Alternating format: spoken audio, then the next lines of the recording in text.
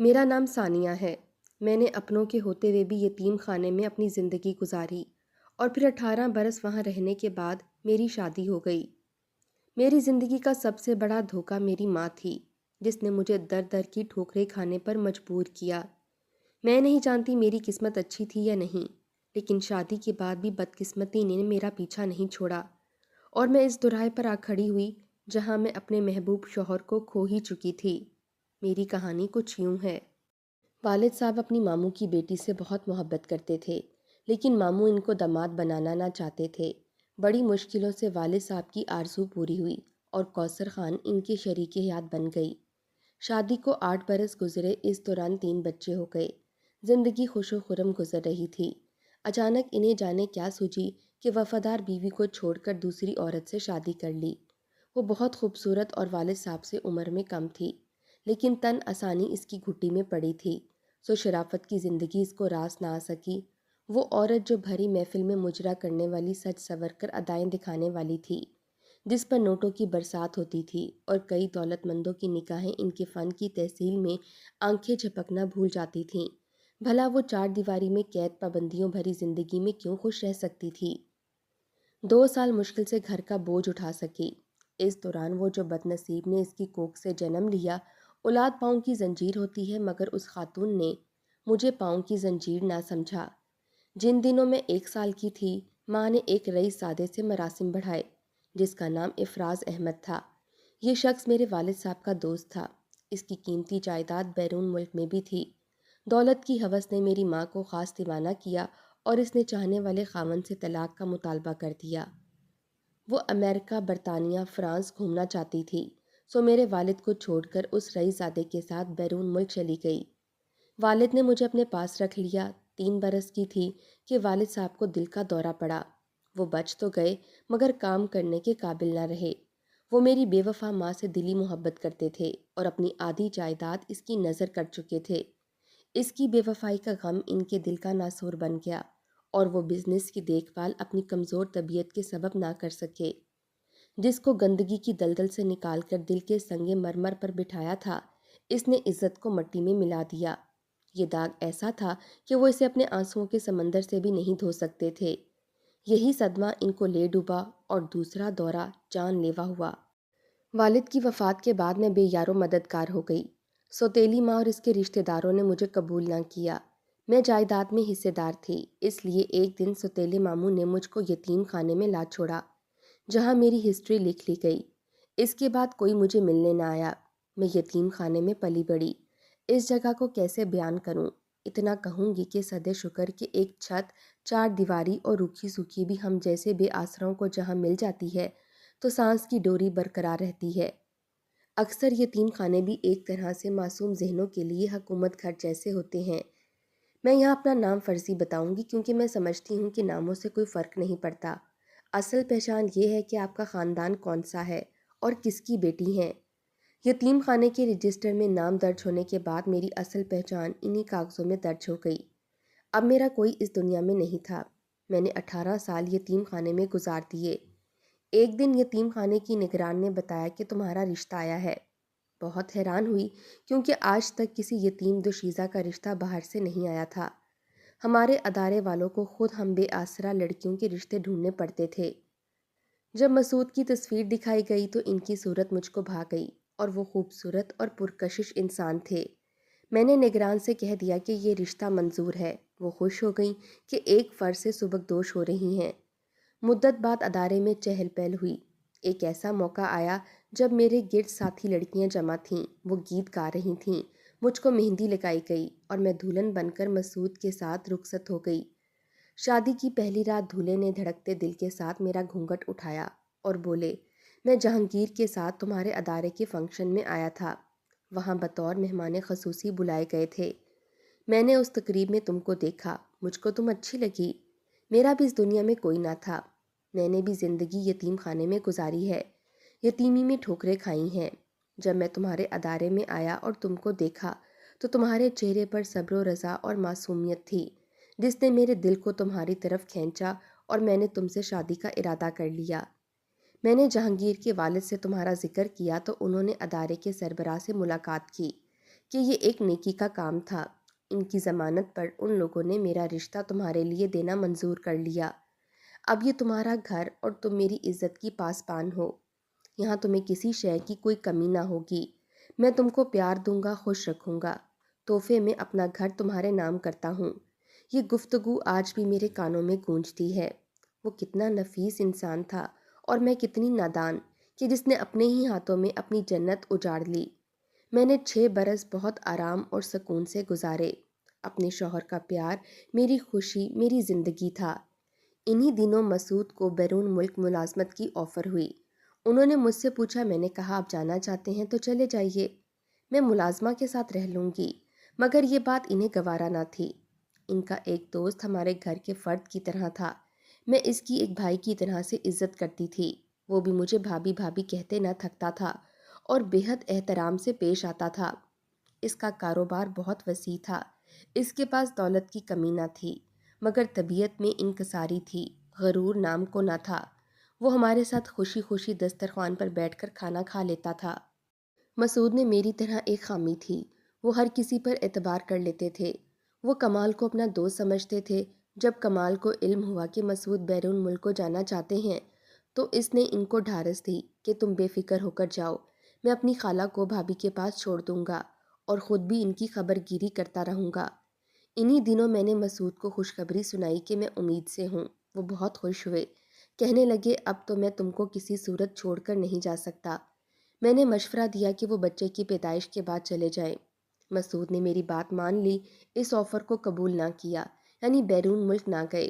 میں نے ایک بیٹی کو جنم دیا۔ ان کی خوشی کا کوئی ٹھکانہ نہیں تھا۔ زندگی میں کبھی کسی انسان کو اتنا خوش نہیں دیکھا تھا جس قدر وہ خوش تھے۔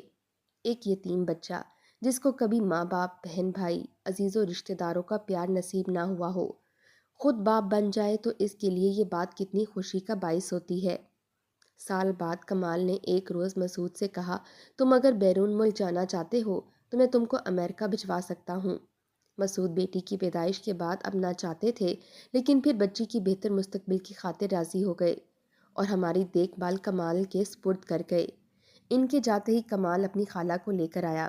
ان سے مجھے بہت مدد اور حوصلہ ملا۔ کمال کا بھی میرے گھر آنا جانا لگا رہا۔ وہ ہفتے میں 3-4 بار آتا اور مجھ سے طرح طرح کی باتیں کرتا۔ باتوں باتوں میں اس نے میرے بارے میں ساری معلومات حاصل کر لی۔ ایک دن اس نے کہا کہ میں تمہاری والدہ کا پتہ کرتا ہوں کہ کہاں ہیں، اگر سراغ مل گیا تو ان کو گھر لے آئیں گے۔ میں نے کہا جو ماں مجھے اس وقت چھوڑ گئی جب اس کی ضرورت تھی، تو اب میں اس کو ڈھونڈ کر کیا کروں گی؟ تاہم کمال نے دلیلیں دے کر میرے دل میں ماں کا پیار جگا دیا۔ وہ کہتا تھا کہ کیسی بھی ہو، ماں پھر ماں ہوتی ہے۔ ایک بار ملو گی تو ان سے جدا ہونے کا تمہارا دل نہ چاہے گا۔ پتہ نہیں کیسے اس نے میری ماں کی کھوج لگا ہی لی۔ ایک دن وہ ایک ادھیڑ عمر عورت کو لے آئے۔ وہ بولا، پہچانو یہ کون ہے؟ میں بھلا کیوں کر پہچانتی؟ اس نے بتایا کہ یہ تمہاری ماں ہے۔ ان کا نباہ دوسرے شوہر سے بھی نہ ہو سکا۔ یہ واپس تمہارے والد کے گھر گئیں، لیکن وہ فوت ہو چکے تھے اور تمہاری سوتیلی ماں نے ان کو گھر میں گھسنے نہ دیا اور نہ ہی یہ بتایا کہ تم کہاں ہو۔ ماں مدت بعد مجھ سے ملی تھی، لپٹ کر خوب روئی تو میرا دل بھی پسیج گیا اور میں نے ثواب جان کر ان کو قبول کر لیا۔ ماں نے خواہش کی کہ وہ میرے پاس رہنا چاہتی ہیں۔ مجھ کو بھی کسی کا سہارا چاہیے تھا، کیونکہ کمال کی خالہ بھی اب اپنے گھر جانا چاہتی تھیں۔ یوں میں نے ماں کو اپنے پاس رکھ لیا۔ کہتے ہیں کہ انسان کی فطرت نہیں بدلتی، جو جیسا ہوتا ہے ویسا ہی رہتا ہے۔ کم از کم میری ماں کے معاملے میں تو ایسا ہی تھا۔ ان کی لالچی طبیعت اب بھی تھی۔ کمال سے ان کی کافی بنتی تھی۔ وہ اس کی دولت سے مروب تھیں۔ روز اسے بلا لیتیں اور بار بار کہتیں کاش تیری شادی اس کے ساتھ ہو جاتی تو اچھا ہوتا۔ مجھ کو ماں کی یہ باتیں بری لگتیں، مگر میں لحاظ کی وجہ سے کچھ نہیں کہتی تھی۔ مسعود کا فون آیا تو میں نے ان کو بتایا کہ ماں مل گئی ہے، کمال نے ان کو ڈھونڈ نکالا ہے۔ وہ بہت خوش ہوئے اور ماں سے فون پر بات بھی کی، لیکن وہ ان سے بات کر کے خوش نہیں ہوئیں۔ وہ کہتی تھیں کہ کمال کا بہت بڑا بزنس ہے، وہ صاحب جائیداد لگتا ہے۔ تم نے اس یتیم خانے میں پلے ہوئے لڑکے میں کیا دیکھا ہے جو اس کی وفاداری میں یہاں پڑی سڑ رہی ہو؟ ماں کی کسی بات کا جواب دینے کی بجائے میں خاموش ہو جاتی، کیونکہ مجھ کو یتیم خانے میں یہی سکھایا گیا تھا۔ ماں کی کمال کے ساتھ خوب گاڑی چلنے لگی۔ کمال اب ہر وقت ہمارے گھر بیٹھا رہتا، ماں سے باتیں ہوتی رہتیں۔ مجھ کو یہ بات اچھی نہ لگتی، مگر لحاظ کر جاتی، کچھ کہہ نہ پاتی۔ اس نے ہم پر بھی اپنی دولت کا سیر پھینکنا شروع کر دیا، کبھی بچی کے لیے تو کبھی میرے لیے تحفے لانے لگا۔ مجھے برا لگتا، لینے سے منع کرتی تو ماں کہتی رکھ لو۔ ماں نے مجھے غیر محسوس طریقے سے مسعود کے خلاف بھڑکانا شروع کر دیا۔ کہتے ہیں کہ اکثر عورتیں کانوں کی کچی اور عقل کی اندھی ہوتی ہیں۔ سچ ہی کہتے ہیں، یا پھر مجھ میں ہی کوئی کمی تھی کہ میں اپنے شوہر کا پیار اور اس کی وفا کو بھول کر ماں کی باتوں میں آنے لگی اور مسعود کے بارے میں غلط سوچنے لگی۔ مسعود نے 4 سال وہاں پر رہنا تھا اور میں نے 1.5 سال بھی انتظار نہ کیا اور بدگمانیوں سے اپنے دل کے دامن کو بھر لیا۔ کمال کہتا کہ وہ کسی گوری کے چکر میں ہے، اس سے شادی کرے گا تو امریکن شہریت ملے گی، وہی مدت پوری کر رہا ہے۔ اب غیر ملکی قانون میں کیا جانوں۔ میں کمال کی باتوں میں آ جاتی کہ یہ اتنا اچھا شخص، ہمارا خیر خواہ، بھلا کیوں مسعود کے بارے میں برا سوچے گا؟ ضرور اسے کوئی ایسی ویسی سنگن ملی ہوگی۔ ماں کہتی اداس رہتی ہو، کبھی سیر و تفریح کو چلی جایا کرو۔ کس کے ساتھ؟ میں جواب دیتی، میں اکیلی کہاں چلی جاؤں؟ کمال سے کہتے ہیں گاڑی ہے نا اس کے پاس۔ الغرض اس طرح اکسا کر وہ مجھے اپنے ساتھ کمال کی گاڑی میں سیر و تفریح کو لے جانے لگیں۔ میں بھی انسان تھی، 4 دیواری میں رہتے جی گھبرانے لگا تھا۔ سیر کو جاتی تو خوشی محسوس ہوتی، تھوڑی دیر کے لیے مسعود کو بھول جاتی۔ حقیقت یہ ہے کہ یہ سارا جال ہی ماں کا پھیلایا ہوا تھا۔ اپنی حفاظت میں خود نہیں کر سکتی تھی اور جس کو وہ محافظ بنا کر چھوڑ گیا تھا، اس کی نیت خراب ہونے لگی تھی۔ وہ مجھے میلی نظروں سے دیکھنے لگا تھا۔ ایک دن اس نے کھلے لفظوں میں کہہ دیا کہ تم مسعود سے طلاق لے لو، وہ اب واپس آنے کا نہیں، تم کب تک اس کا انتظار کرو گی؟ اس سے طلاق لے لو گی تو میں تم سے شادی کر لوں گا، میرے پاس دولت کی کیا کمی ہے، جبکہ وہ کمانے گیا ہے اور میرے پاس ڈھیروں کے حساب سے ہے۔ جب میں نے اس کو انکار کیا اور بے رخی برتنے لگی تو ماں نے ایک اور چال چلی۔ اس نے از خود مسعود سے رابطہ کیا اور فون پر بات کرنے لگی۔ میں سمجھی کہ داماد کے رشتے سے ویسے ہی باتیں کرتی ہیں، لیکن ایک دن وہ کمال کے ساتھ گھر کا سودا لینے کے بہانے گئیں اور باہر جا کر میرے خاوند کو فون کیا اور ان کے دل میں بدگمانی ڈال دی۔ کہا کہ میرا جھکاؤ اب کمال کی طرف ہوتا جا رہا ہے، لہٰذا اسے جلد لوٹ آنا چاہیے۔ مسعود کو ایسے کہا کہ ماں ہونے کے ناطے وہ اس کا گھر بچانا چاہ رہی ہیں، کہیں پانی سر سے اونچا نہ ہو جائے، اور یہ بھی قسم دی کہ جو گفتگو وہ اس سے کرتی ہیں وہ مجھ کو نہ بتائیں، تاکہ ماں بیٹی کا رشتہ خراب نہ ہو۔ مسعود پردیس میں پریشان ہو کر ملازمت چھوڑ کر پاکستان آ گئے۔ آتے ہی انہوں نے کہا کہ تم بچی کو گود میں اٹھا کر قسم کھاؤ کہ تم میری وفادار ہو۔ یہ سن کر میں رونے لگی کہ میرا محبوب شوہر اتنے دنوں بعد بجائے پیار و محبت سے ملنے کے یہ کیسی باتیں کر رہا ہے۔ میں تمہاری راحت اور آرام کے لیے گیا تھا تاکہ زیادہ کماؤں اور تم کو سکھ دوں۔ تمہیں کیا خبر کہ وہاں پر کمانے کی خاطر کتنی تکلیفوں سے گزرا ہوں تاکہ تم کو عیش دے سکوں۔ میں محنت پردیس میں تمہارے لیے کر رہا تھا، تم مجھ سے طلاق لینے کی سوچ رہی تھی۔ افسوس ہے، میں نے تم کو عزت بنایا، کیا اس کو وفا کہتے ہیں؟ میں نے رو رو کر قسمیں کھائیں کہ آپ کو غلط فہمی ہوئی ہے یا پھر کسی بدخواہ نے آپ کو میرے بارے میں غلط باتیں کہی ہیں۔ میں تو آپ سے بے وفائی کا سوچ بھی نہیں سکتی۔ میرے رونے دھونے سے وہ چپ ہو گئے، ورنہ تو پستول نکال کر خود کو گولی مارنے چلے تھے۔ اس کے بعد وہ بجھے بجھے رہنے لگے، واپس کبھی نہ گئے، مجھ سے بات نہ کرتے، کبھی بات کرتے تو بس اس قدر کہ تم یتیم تھی اور میں بھی اپنی بچی کو یتیم کرنا نہیں چاہتا تھا۔ انہوں نے کمال سے بھی قطع تعلق کر لیا، اپنا کام الگ کر لیا۔ وہ مجھ سے گھر میں رہ کر بھی رابطہ نہ رکھتے، ماں سے کھانا لیتے، جو بات کہنی ہوتی انہی سے کہتے۔ ایک دن میں نے رو رو کر قسم دی کہ سچ بتا دو، آخر یہ آگ کس کی لگائی ہوئی ہے؟ بالآخر وہ پھٹ پڑے، کہنے لگے ماں ماں ہوتی ہے، دشمن نہیں ہوتی، اس لیے میں نے یقین کیا۔ انہوں نے مجھے بتایا کہ تم کمال کو چاہنے لگی ہو، اس سے شادی کرنا چاہتی ہو اور مجھ سے طلاق کی خواہ ہو۔ بولو کیا یہ سچ نہیں ہے؟ تم جھوٹی ہو یا تمہاری ماں جھوٹی ہے؟ میں نے کہا وہ دولت کی پجاری ہے، ان کا تعلق جس گھرانے سے ہے اسے تم نہیں جانتے، لیکن میری رگوں میں شریف باپ کا خون ہے۔ تم یتیم خانے نہیں جاتے تو میرے سوتیلے بھائیوں کے پاس جا کر میرے والد کے بارے میں معلوم کر لو۔ میں مر جاؤں گی لیکن نہ تو تم سے طلاق لوں گی اور نہ ہی بے وفائی کروں گی۔ اب تمہاری مرضی، میری بات کا یقین کرو یا نہ کرو۔ خدا نے مجھ پر کرم کیا، ان کو میری بات کا یقین آ گیا۔ انہوں نے ماں کے گھرانے کا پتہ کیا اور میرے والد کے خاندان کا بھی۔ میرا ایک چچا ان سے ملا، تمام احوال ان کو بتایا۔ تب انہوں نے ماں سے کہا، امی جان، میں نے تو آپ کو ماں سمجھا تھا اور آپ کی بیٹی کو یتیم خانے سے اپنے گھر لا کر اپنی عزت بنایا۔ اگر آپ اچھی عورت ہوتیں اس پر خدا کا لاکھ لاکھ شکر کرتیں، لیکن شاید کہ آپ ماں کے روپ میں ایک بیوپاری ہیں۔ آپ نے عمر بھر بس بیوپاری کرنا سیکھا ہے۔ میری بیوی بے وفا ہے یا باوفا، میں نے اسے اتنی محبت کی ہے کہ اس محبت کا خدا گواہ ہے۔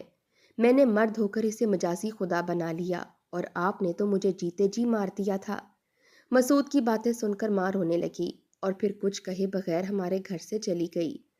مجھے ان کے چلے جانے کا دکھ تو بہت ہوا، مگر میں ان کو روک نہیں سکی۔ بس سوچتی رہ گئی کہ بڑھاپے میں بھی نہ جانے اب کہاں کہاں کے دھکے کھاتی پھریں گی۔ اگر اپنی لالچی سوچ کی پرورش نہ کرتیں تو آج وہ بھی میرے ساتھ عمر بھر رہ سکتی تھیں۔ سچ یہ ہے کہ فطرت نہیں بدلتی، اور اسی طرح میری ماں کی بھی فطرت نہیں بدلی، اور لالچ نے میرے خاندان کو تباہ کیا اور خود بھی تباہ ہوئیں۔ اللہ نہ کرے ایسی ماں کسی کو نصیب ہو۔ اللہ سب ماؤں کو ہدایت دے، آمین۔ میرا گھر میری ماں کی وجہ سے برباد ہوتے ہوتے بچ گیا۔ میں نہیں جانتی کہ میری ماں اس وقت کہاں ہے اور کہاں نہیں، اور میں نے کبھی ان کو ڈھونڈنے کی کوشش بھی نہیں کی۔ آپ کی اس بارے میں کیا رائے ہے؟ اتنا سب کچھ ہونے کے بعد کیا مجھے اپنی ماں کو روکنا چاہیے تھا، یا جو میں نے کیا وہ ٹھیک تھا؟ اپنی قیمتی رائے کامنٹ باکس میں ضرور دیجیے گا۔ شکریہ۔